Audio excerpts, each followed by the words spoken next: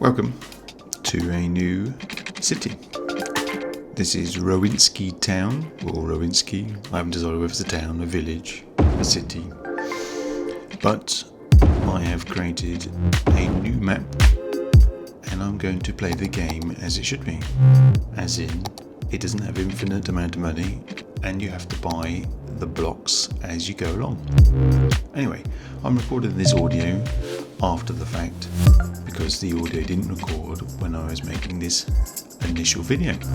Anyway, as you can see, I started off by making the typical cross that people do to make the perfect roundabout. And after the fact I realised that I made the left hand side longer than the right. So the roundabout is going to be shocking. And I do fix that in episode 4.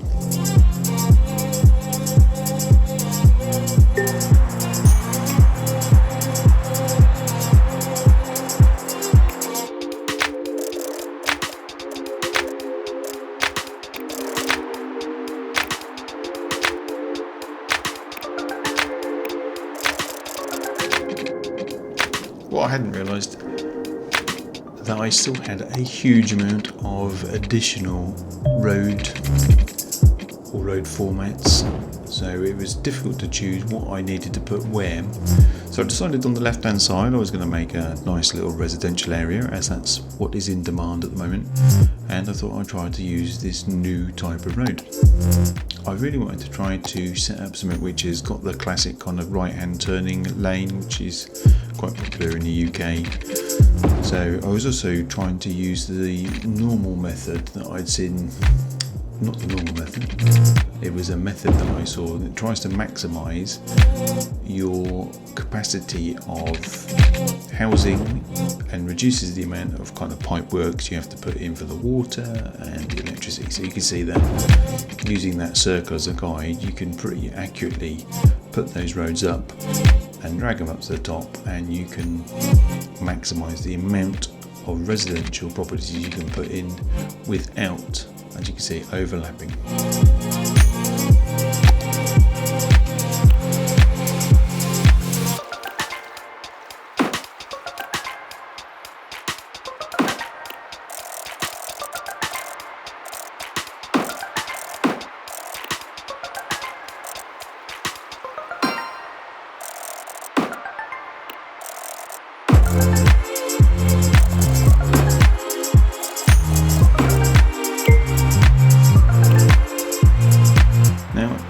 In my pot of mods or assets, I forgot to use the underground electrical wiring, so I've used the classic overhead stuff at the moment, which means at some point I need to go and remove those.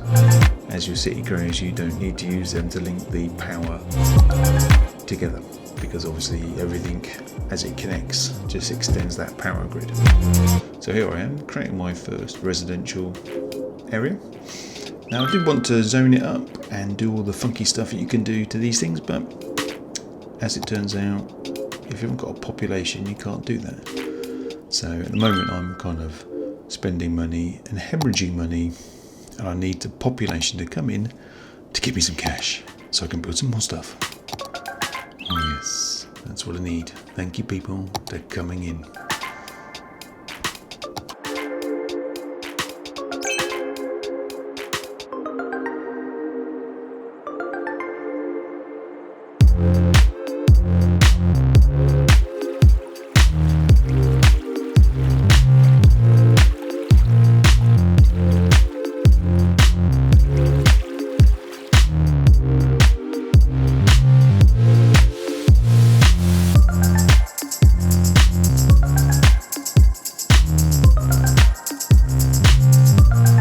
Now at this point I'm pretty chuffed. Got people moving in, houses are being built. In a moment I should be able to put some commercial areas in so they can go shopping locally and all those kind of things. At the moment in time, everything is looking pretty bloody rosy.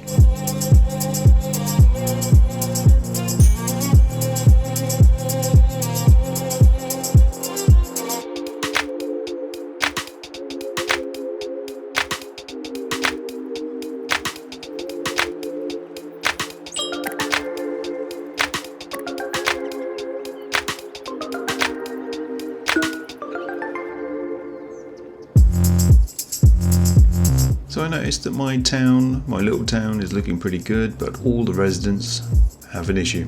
They have no power. And this was of my own making. The transmission line and tower was not actually in the area required to provide power.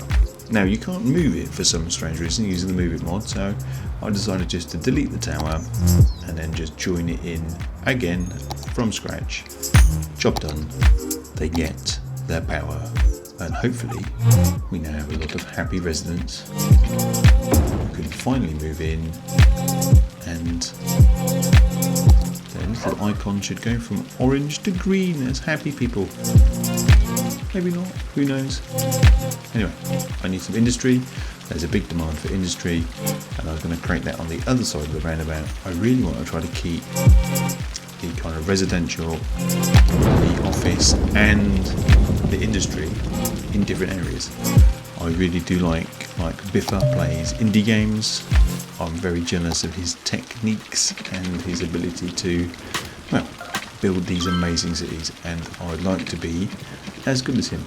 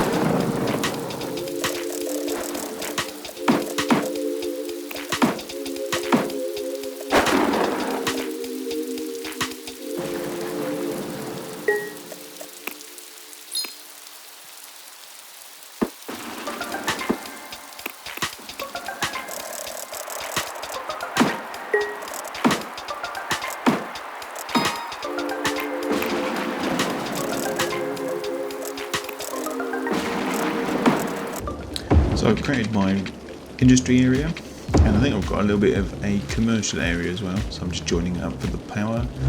I've got a bit of an epic thunderstorm going on right now, which is, I have to say, the sound effects are pretty impressive in City Skyline. The thunder is cracking around in the headphones, and the rain. It's actually pretty satisfying the way that they've got that kind of special sound effects going. Just makes it really clever. Anyway, I've got a little hamlet, so I've got a load of extras, which is quite handy.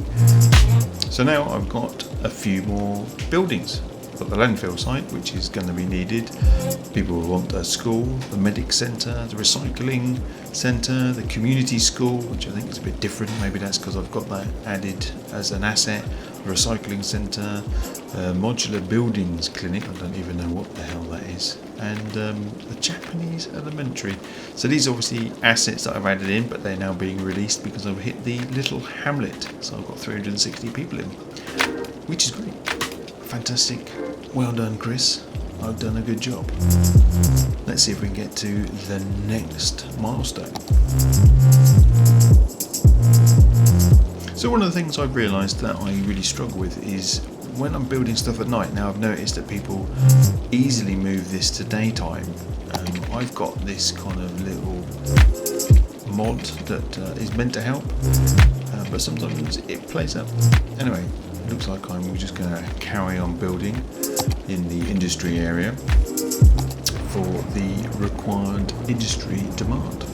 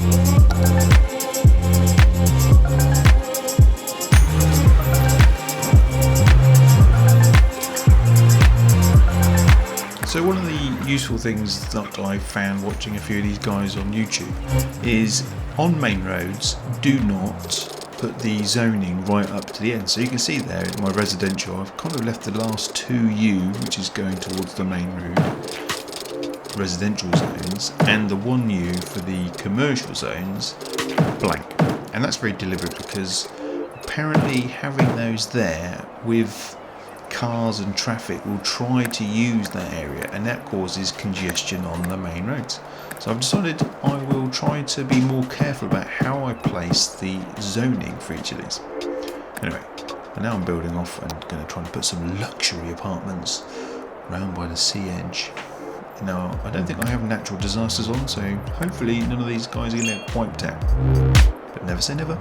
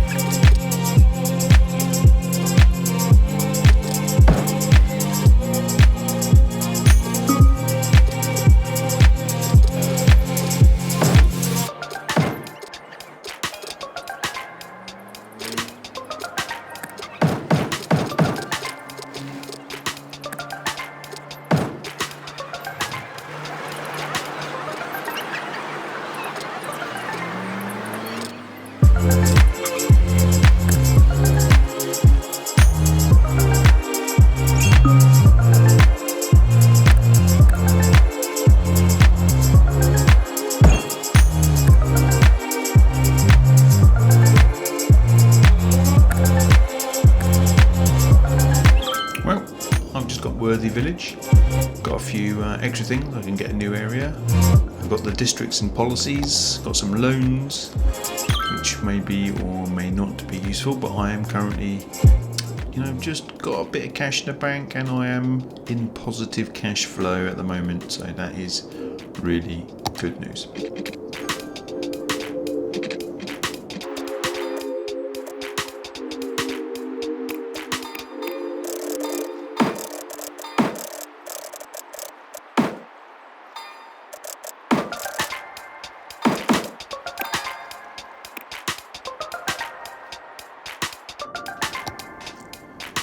Now I've got zoning, which I had never really used too much of in previous games that I've played.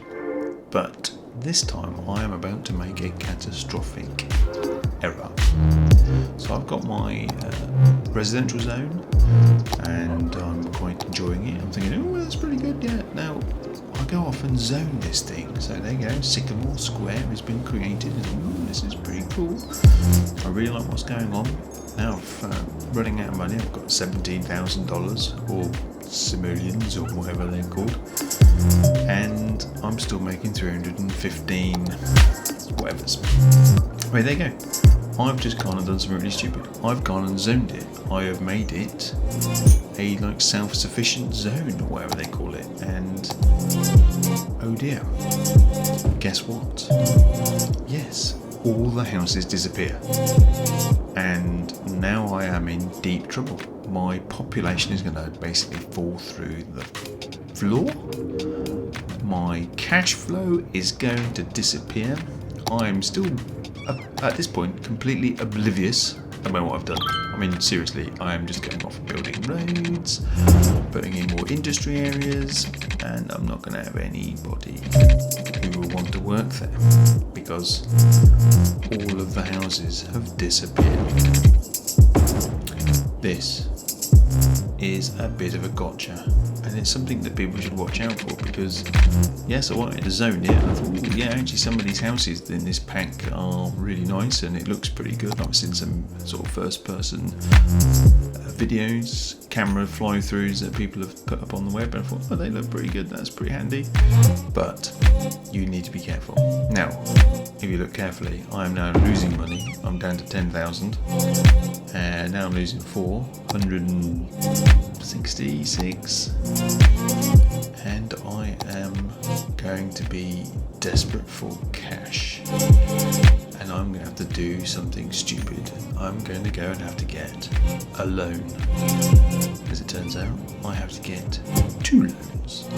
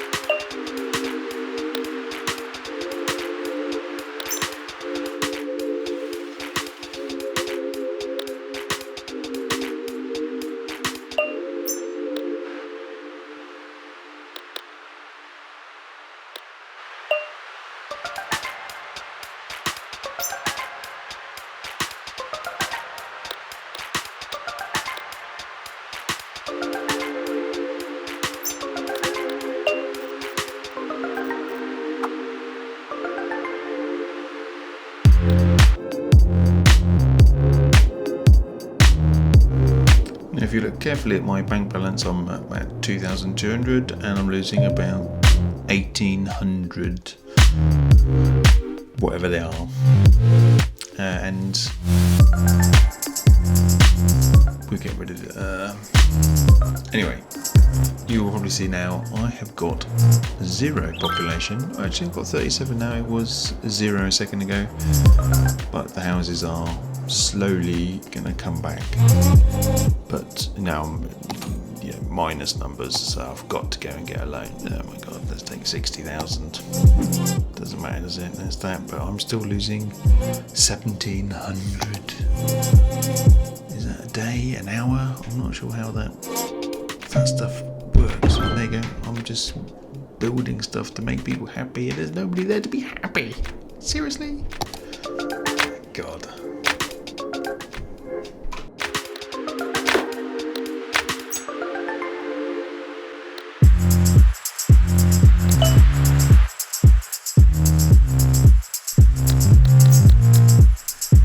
So, if there's a moral to this little tale of this little video on YouTube, it will be: do not zone a area and then change the zone to be using, the environmentally friendly housing.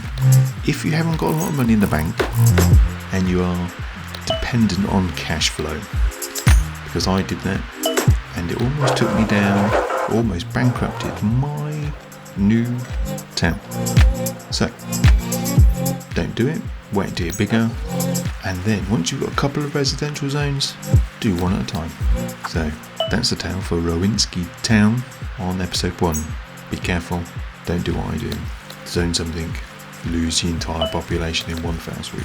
The other thing is, I am appalling at creating roundabouts.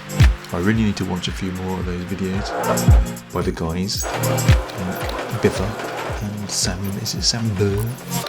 They do amazing work. If you want to watch another episode, then please like, subscribe, hit the notification bell, and maybe I will improve.